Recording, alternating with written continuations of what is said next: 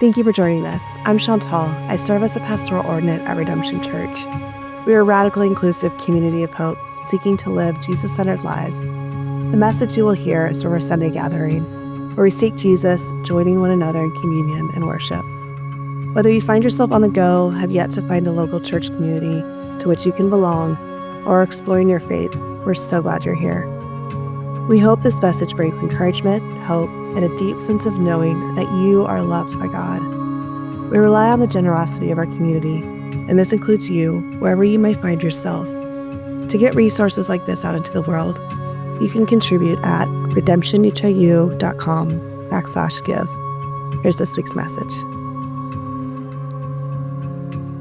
So I recently heard someone say that so much of the upheaval that we've gone through in the last 30 years has us all, I don't know who the all is here exactly, but society, Western civilization, the United States, whatever, but that we're all collectively going through the stages of grief. Do y'all remember, so those of y'all that grew up in the 90s kids, holler, what's up? All right, a church, a bunch of geriatric millennials, great. Do y'all remember that show Beyond 2000? For those of y'all that were privileged enough to have cable like me, there's this show on the Discovery Channel. It's called Discovery Channel, that's right. Before Disney owned it, I think. There was a show called Beyond 2000. And it was like all these cool things that we were going to have after the year 2000. And like every third episode, they would feature some variation of the flying car. Still waiting on that one. But in general, there was like an optimism in the 90s. Right, and you can get into the history of this. The Berlin Wall comes down in the 80s, and there's just in general like, hey, we've done it. Reason and rationality has like cast off the idea of fascism and despotism, and we are now going to live into this liberated version of humanity where it will just be prosperity upon prosperity upon prosperity. And then 9/11 happens. And then 2008 happens. And then 2020 happens. And those of us who grew up on Beyond 2000 are growing up in a world where we're the first generation in a long line of recorded history that will be less prosperous than the generation before us. We're also a generation wringing our hands over an actual and real question of like, is it even worth having kids in a world like this? And we as Christians, regardless of where you're at and what you believe about a number of things, we as Christians are grappling with the lived reality of like, it kind of feels like the world could really end at the end of this week, and none of us would be like shocked about that. Like, oh, that's disappointing, but like, I mean, who couldn't see that one coming, right? Like, we're just one like nuclear bomb away, one like button push away from just being like, well, there goes the history of the United States or whatever. And so I liked this when I heard it. And I want to be gentle here because I think as we go through the stages of grief, there's something about the stages of grief we don't have much control over. But being able to name it and recognize it, I think, is appropriate and helpful. And I want us together, at least those of us in this room, to find a way to move forward into something like acceptance. But we first grapple with denial.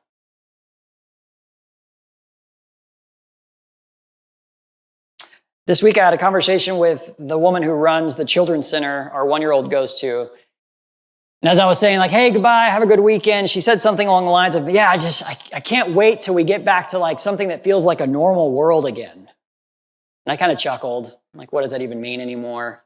And she kind of chuckled because we both kind of understood that word has lost all meaning. And I think in some sense, she's expressing this inner longing in all of us that goes back to like, well, like next week. We're really going to get back to 2019 like next week, right? Or 2015, or 1997, like, I don't know. And I think this describes so much of who you are, millennials and Gen Z.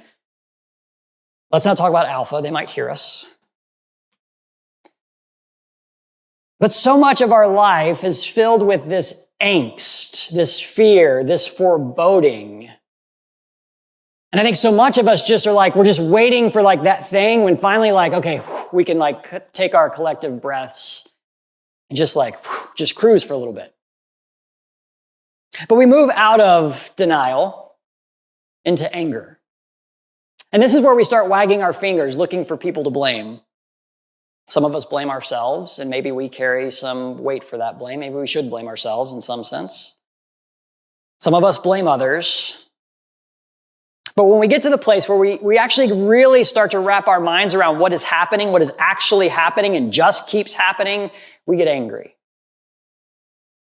We're irate at the state of the world, or the economy we inherited, or the political landscape, or the ineptitude of Democrats, or the audacity of Republicans, or the two-party system as a whole. We're interested here in assigning blame. We want someone to blame so that we can cast them down and fix it. We throw judgment around like Mardi Gras beads at a parade. Not that y'all would know. And if we're able to move past this, a lot of us get stuck here, and that's okay. It's part of being a human. We move into where so many of us are, which is bargaining. And I used to struggle with like really wrapping my head around what is bargaining? What does this mean? Like, who am I bargaining with? Oftentimes it's ourselves, sometimes it's God, sometimes it's just the universe, whoever will listen. But it's here where we, and I'm going to pick on people like me who are millennials especially, we often find ourselves reminded that we were once going to be the generation that changed the world. We were going to make a difference in a way that like really got things going. And so we rightly feel responsible for the state of things, and we began to carry the weight of trying to fix things. And so many of the things that we're trying to fix aren't fixable, or at least are not ours to fix. And yet, bargaining is our carrying around the weight and responsibility of trying to fix the things that we are unable to, incapable of, or simply are not ours to fix. And we have no real avenues of actually changing anything, or at least the things we think that we want to change. And there are about 1,000,003 things that we feel like need fixing and need our attention. You smell what I'm stepping in? So many of us are describing our lives right now as this overwhelming sense of like all these things that we have to do, and we can't just stop long enough to like actually live the life because we have to do all of these things. It feels like we're addressing all of these alarm bells going off in our engine room. And if we don't address them, things are going to blow up. And so for many of us, we move into despair here. Where we encounter our limitation, we encounter the fact that like things just keep happening, we give up and we lose hope. And we enter into the stage of grief called depression, or I think better, despair, because I don't want to link it to the actual real mental illness that has nothing to do with circumstances and everything to do with biology. I think that's right. Biology, is that the right word? Help me out here, mental health professionals. Is that correct? Okay. Todd's giving me a nod like, yeah, sort of. It's good enough. Go on.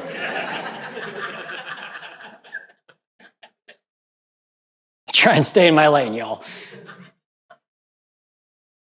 But I think for us to find a way forward, getting somewhere that has us with peace of mind, because that's what I found myself needing this week, and that's what I think so many of you need this week, when it feels like, in a very visceral way, the world might just be going to hell in a handbasket, and I have no say in any of it.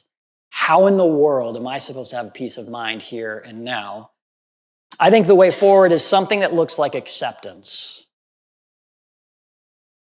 Now, acceptance can mean like, oh, well, what are you going to do? Not my problem, but that's not really what I'm talking about. See, acceptance comes down to what story you think you're actually in.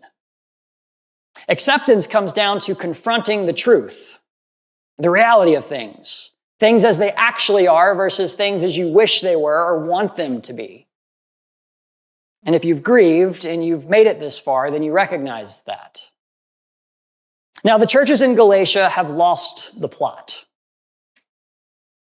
You're like, what in the world does any of this have to do with like keeping the law? I don't know. We'll get there, I think, maybe. You see, all these churches forgot what story they were in. They forgot the story that Paul originally brought them.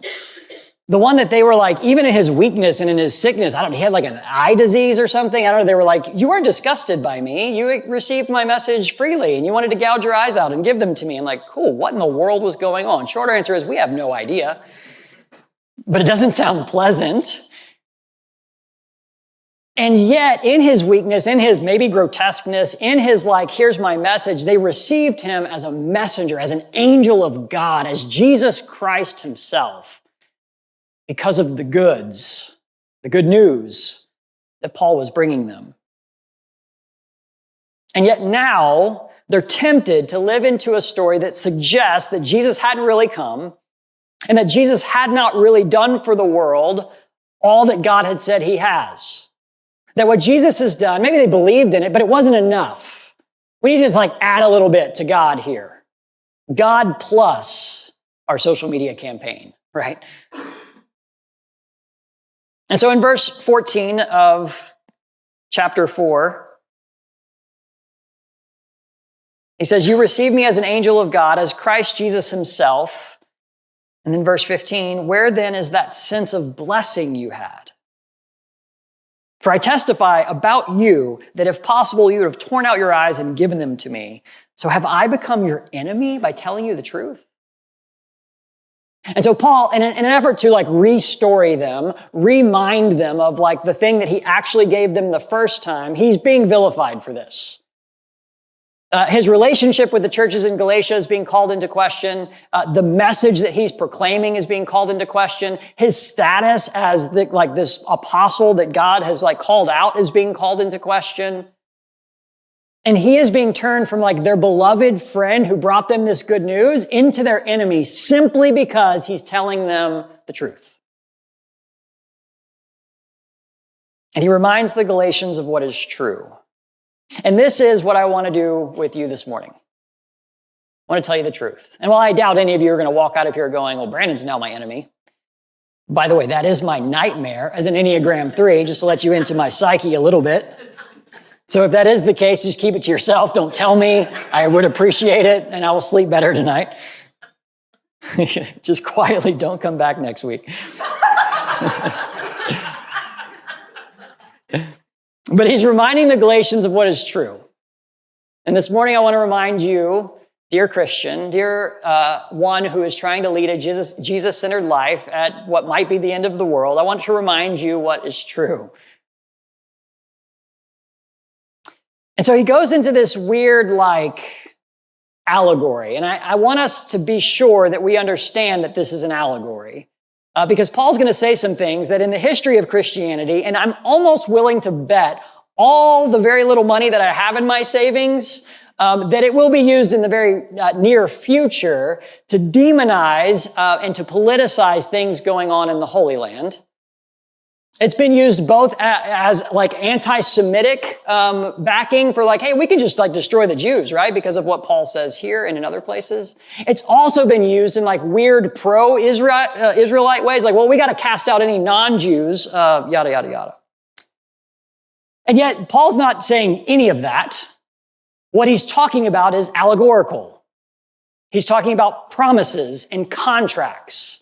He's talking about our standing in God's family and in God's future.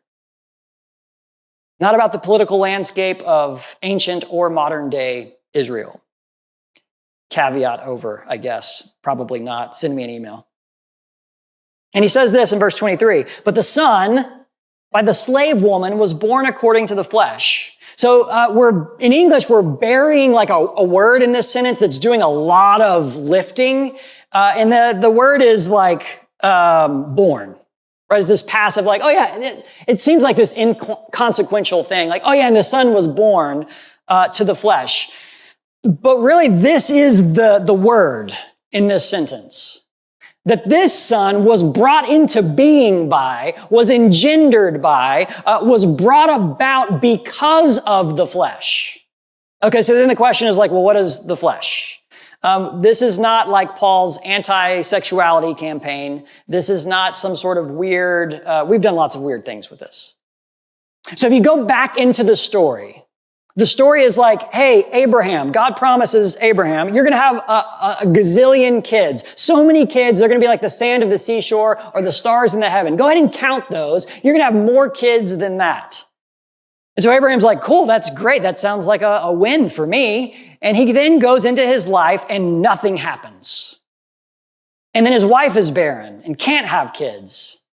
And decade after decade after decade passes, and it seems like God is like out to lunch on the promise. And so Abraham does what so many of us, I would probably argue all of us would do. And so he tries to bring God's promise into existence through coercion, violence, leveraging power, doing the thing to make it all happen. And so he takes his servant, his slave, Hagar, and he says, you're my slave now. You have to do what I say. And he impregnates her. And he's like, look, behold, the child of the promise. And Paul here is saying, no, that is not the child of the promise. That's the child of the flesh.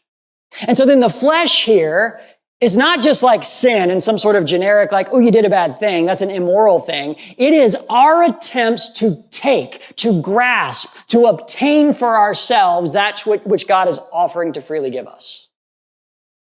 It is God saying like, here, I'm offering you peace. And we say, no, thank you. I don't want your peace. I will forge peace through my violence.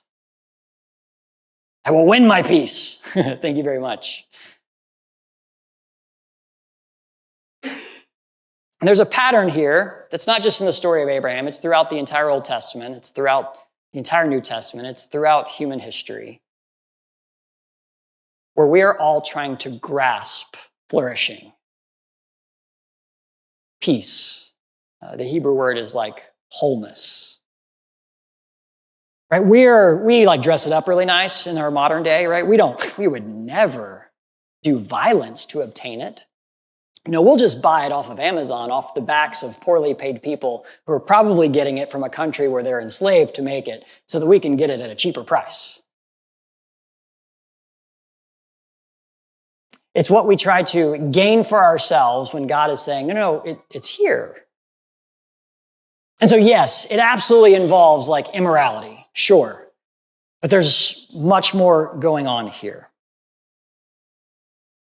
And so part of what makes us so uncomfortable and filled with angst about the state of the world is that whereas for many of us, we grew up thinking like we had some sort of influence on the future, right? We're good democracy people. Like we get to vote. We get to decide. And yet, what happens when all of a sudden it feels like the future is happening to us? What happens when it's a future that we don't have much say in? We don't have much control over it. We don't have any power over. And what happens when that future is one that we have fought hard and worked hard and made conscious, sacrificial choices to avoid, and yet it still seems to be here? What then? Oliver Berkman is an author that I've been reading recently. He's not a Christian, but he's a fascinating human being who's fascinated by Christians. And he writes like, someone described it as pastel memento moris, which is like pastel reflections on death. And he wrote a book called 4,000 Weeks. And in it, the premise is like, hey, look, you want a number on this? You have about 4,000 weeks of life to spend. What are you going to spend it on? And he says this, in our attempts at escaping our mortality, he says, how much effort do we put in trying not to feel that? And so many of the things that we call self-improvement or making a life change or developing good habits, I think can be best understood as a big structure of emotional avoidance so that we don't have to really sort of feel how uncomfortable and claustrophobic it actually is to be who we are as finite individuals. I would add to that, to be who we are in this place and in this time. Right, so maybe you are not so concerned with like the large global state of things. Maybe you're just like, man, I really like screwed up last night. And it stinks that I'm in this morning. Or maybe you're really struggling with like, my marriage is hanging on by a thread. And I don't even know why we're together. It just seems like too much of a hassle to actually like do the hard thing of divorcing. And how did we get here? Or maybe you're struggling with like the reality of mental illness or chronic disease or cancer diagnosis or something that seems to be happening to you that you have little or no control over. How much effort we put in to hide and run and numb ourselves to that reality. And so our reaction to this is at first panic. So if you find yourself like, well, my breath is a little shorter than it was a few minutes ago, congratulations, you're human. And it's because the story that many of us have bought is the story of the modern myth of the indestructible individual. You're not supposed to be weak. You're not supposed to be flawed. You're certainly not supposed to sin. And the fear and avoidance of death, because we like to neatly sweep and tuck away death under the rug so that it can't be seen. Because God forbid we be reminded of the fact that we are now one day closer to death than we were yesterday. I used to teach junior Bible, and that was like the opening of it. And I got so many parent complaints, y'all. Did you tell my kid they were going to die? Like, tell me where's the lie, okay? I was probably a little bit of a problem. You probably wouldn't want me to teach your kids. Right, but so much of our life is this fountain of youth. Like this evening, as you're watching the Super Bowl, and you're paying attention to the commercials, how much of it is trying to sell you on a life that you don't have, but you wish you did? A life of recreation, a life of rest, a life of youth. It's all running from death. You could run from death if you just buy a Subaru, and you'll save some dogs.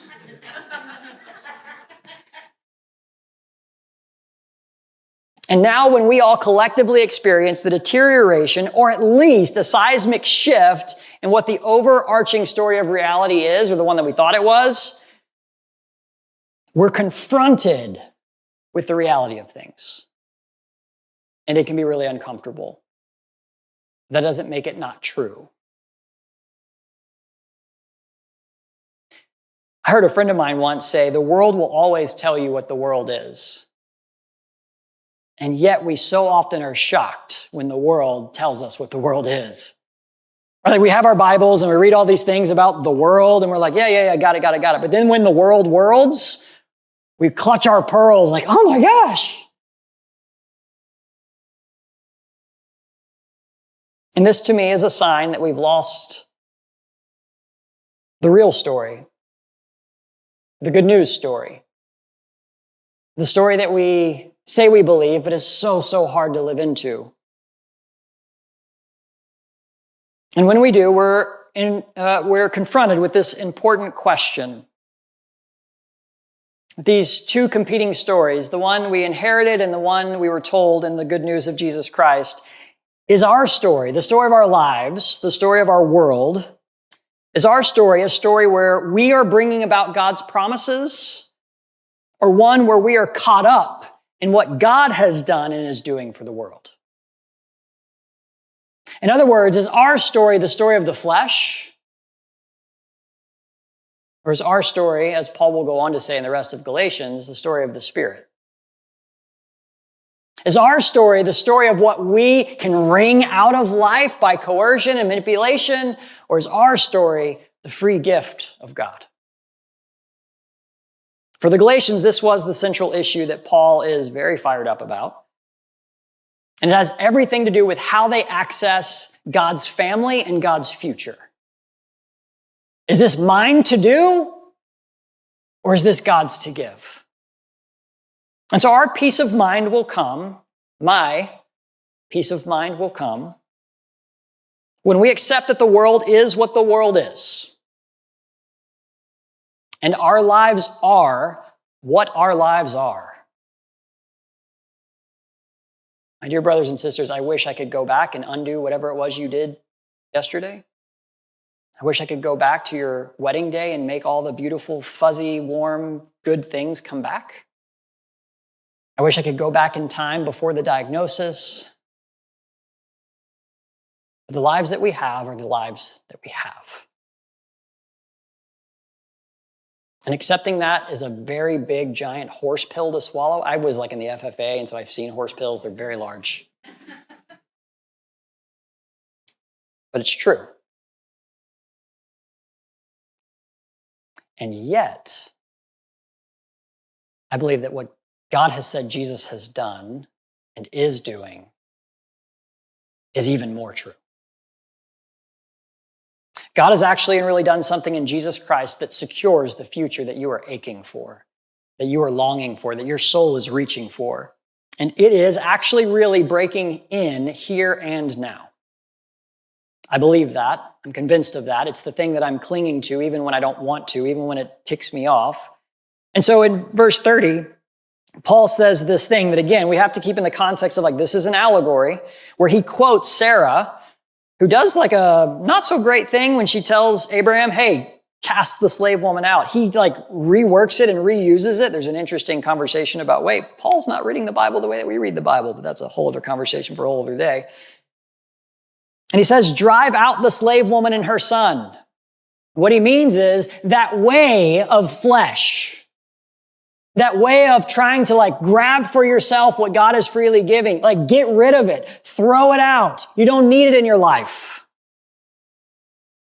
For the son of the slave woman shall not be an heir in God's incoming future. With the son of the free woman, verse 31, so then, brothers and sisters, we are not children of a slave woman, but of the free woman.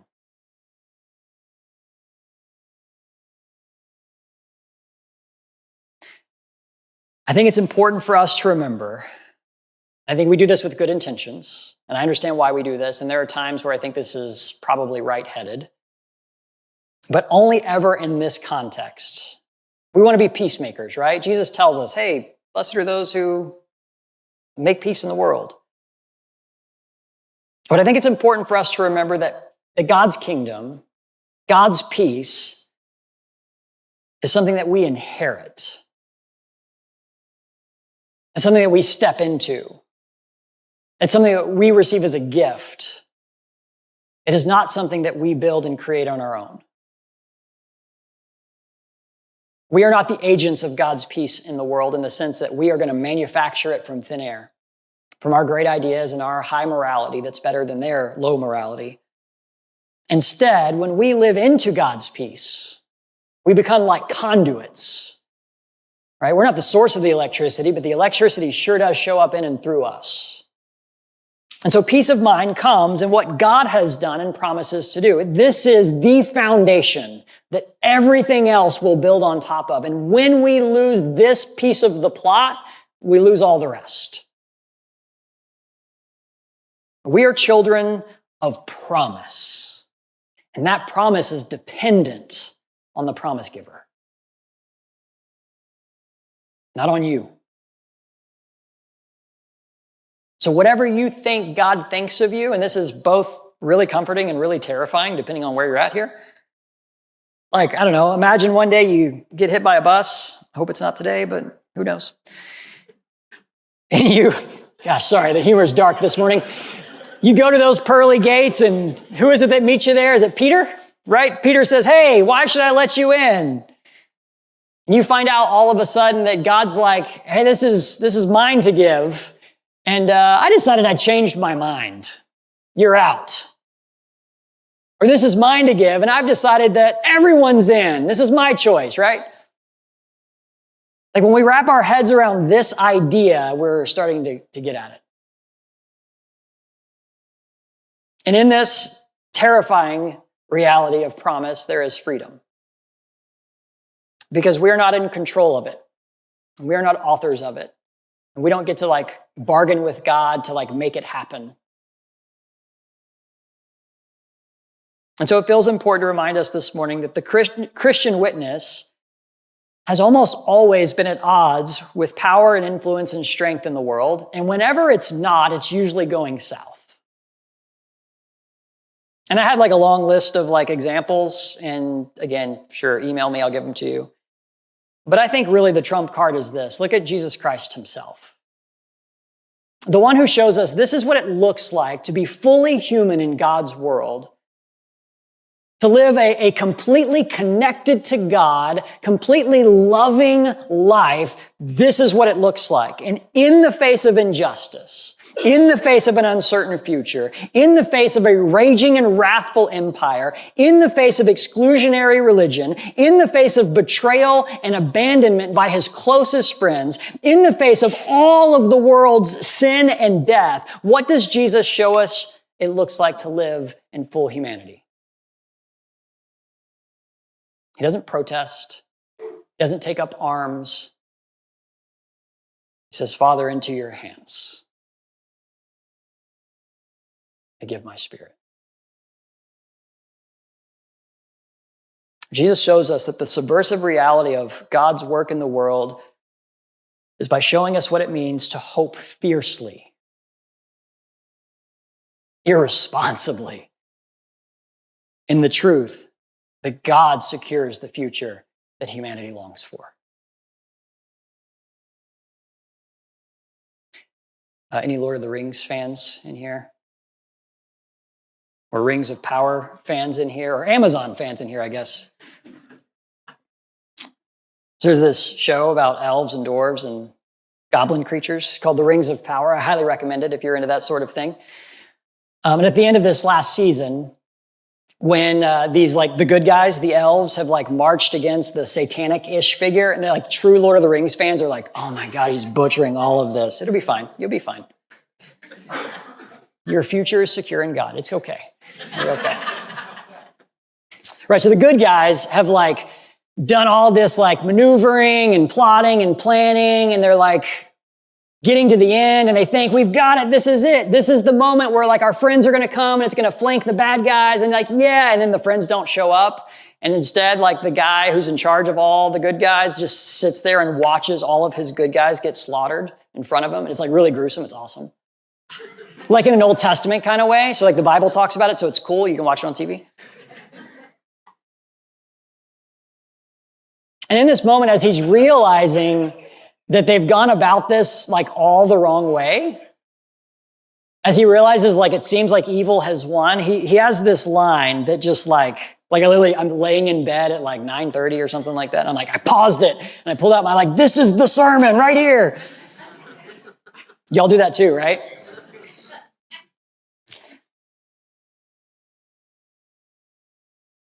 This is what's the word, like a monologue over the top of like this brutal violence that's happening.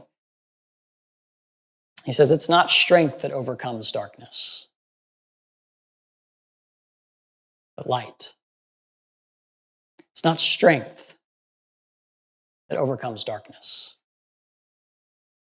It's light. From the presence of light, all darkness must flee. My friends, the promise of our hope is that the light of the world has come and is here and is working among us and through us. And I don't know why things are happening the way that they're happening. The last year of my life, I found myself asking that question a whole lot. And yet I'm clinging to the fact that the light has come and will one day come again. And so what is the subversive witness that is ours to do? How do we live in light of the reality that the world as we know it seems to have come to some sort of end, even if the actual world has not come to an end? What would it look like for us to begin to look into the reality of God's promised future now, right? These are all kind of the same question, which is to ask, what does it mean for us to attend to what is truly important in our life? Right, when we cut through all the stuff and we really start to ask ourselves some hard questions about why do I love my job so much? And why do I value this life and this way of doing things so much? Right, it's the old trope that no one laying on their deathbed says, man, I wish I worked more and made more money and whatever. So then when we're confronted with this reality, with this like, oh my gosh, we have no control over the future, the gift that we get in the midst of that is to ask ourselves the hard question of like, what really does matter about life? And where do I really want to be spending my time and energy? Let me offer some suggestions. Relationships, love, people. That these are the things that are, as you're laying on your deathbed, you're going to long for. These are the things that make death matter so much. If a person dies in the woods and no one's there, does he die? I don't know, something like that. But the small and beautiful lives that we can live in defiance of evil. Lives not of strength, not of power, not of influence, not of might, but quiet, beautiful, cruciform lives of light. So with this, we can easily be overwhelmed and overcome by all the things we have to do. And some of them, you do have to do them. You are responsible for that thing that's right in front of you, like your children, okay? Like, I'm sorry, children, I must go and live out the light and abandon my kids. Don't do that. That's frowned upon, okay? But I want to simply have you ask this question of yourself this week. What is mine to do here, really? What is mine to do? There's a lot that is other people's to do. And I would actually offer up that it's probably a very small list of what is yours to actually do. And you might not like what's on that list, but it is your list. And each one of our lists will look a little bit different. It's not mine to love your coworkers. It's not mine to love your children the way that you love your children. It's not mine to grapple with your spouse the way that you grapple with your spouse. It's not mine to forgive the people that you need to forgive. It's not mine to love your enemies the way that you need to love your enemies. These are all yours. Much of the rest of Galatians will deal with what it looks like for us to live into this. To live into like God's secure future that's actually really breaking in here and now. But before we like dive into all of that in the next coming weeks, I want us to like stop here and sit in this for a moment. And what I want you to hear is that there is nothing left for you to do, for you to get done, that's going to secure God's good world and your place in it. That's not a thing in the Christian imagination. What's yours to do then is to embrace and live into the freedom of the fact that whatever tomorrow may bring, and you have very, very little say in that, it doesn't matter because you are deeply loved and your future is secure in Christ Jesus. And your status is now an heir of the age to come. And that is God's work. Yours is simply to receive that gift. I will wrap this up by sharing with you an excerpt I read from Francis Spurford's Unapologetic. Is anyone familiar with this work? I had never heard of it. I'm like, where has this been all my life? It's great. He drops several F-bombs, and yet it's also like an apologetic of the Christian faith. I'm like, this is my jam. For someone who watches violent movies and compares them to the Bible, this is it. But here, he's an author and teacher, and he's British, so he's allowed to cuss. Y'all know how that works. But he's an author and teacher, and he recounts something like this, like his conversion from atheism. Jeff is having a roll. He's excited because he's having a very, very fun Super Bowl party today. But he's recounting something like his conversion from atheism, where he had gotten in this massive fight with his wife, and they had had like an all-nighter where they're just like going at each other. But like the reason they're going at each other is because of, he doesn't say what it is, but something that he had done that was like very clearly had submarined their entire marriage and probably would forever destroy it. And so after like a sleepless night of fighting, his wife goes off to do whatever it was that she does, and he goes and sits and wallows in like real actual guilt. Not like, hey, no, it's okay, buddy. It's fine. That money you gambled away or that adultery you had or whatever it was he did, it was no big deal, right? No, he actually is sitting in real guilt. Like, this is really actually my fault. And I can't do anything to take it back or undo it. And with that comes a tremendous amount of shame. And he's sitting there in his like materialism and his atheism and his naturalism, and he's just like, bleh. And suddenly someone pops a cassette. He gives you some context here of when this happens. Someone pops a cassette into the cassette player of the coffee shop, and they play Mozart's Clarinet Concerto. And I couldn't help, as he describes what happened and what he heard and what he experienced, I could not help but hear in it so much of what I'm trying to communicate to you this morning. And so here's what he says. The Clarinet Concerto is not strained in any way. It does not sound as if Mozart is doing something he can only just manage.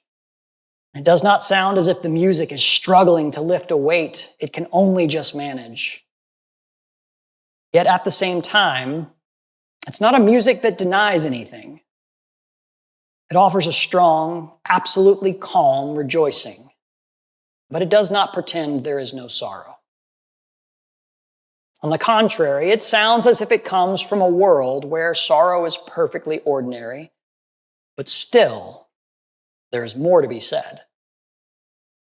I had heard it lots of times, but this time it felt to me like news. It said, everything you fear is true.